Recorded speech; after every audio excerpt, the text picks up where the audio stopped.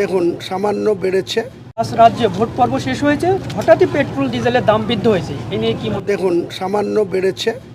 যদি আপনি বলেন তাহলে গত কয়েক মাস ধরে যে যুদ্ধ পরিস্থিতি 28শে ফেব্রুয়ারি সম্ভবত যে যুদ্ধ স্টার্ট হয়েছিল ভোরবেলায়, কারণ আপনারা জানেন ইসরায়েল আর আমেরিকা তারা যৌথভাবে ইরানের উপরে আক্রমণ করেছিল। প্রথমে তারা ভেবেছিল যে 7 দিনে ইরানকে হয়তো শেষ করে দেওয়া যাবে, কিন্তু ইরানেরও যে মহান উপরওয়ালার দয়ায় ইরানও যে একটা শক্তিশালী দেশ তা প্রমাণ করেছে।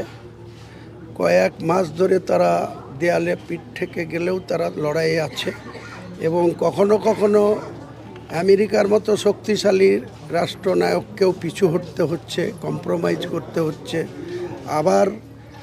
তারা আবার নতুন করে চেষ্টা করছে আবার যুদ্ধ করার।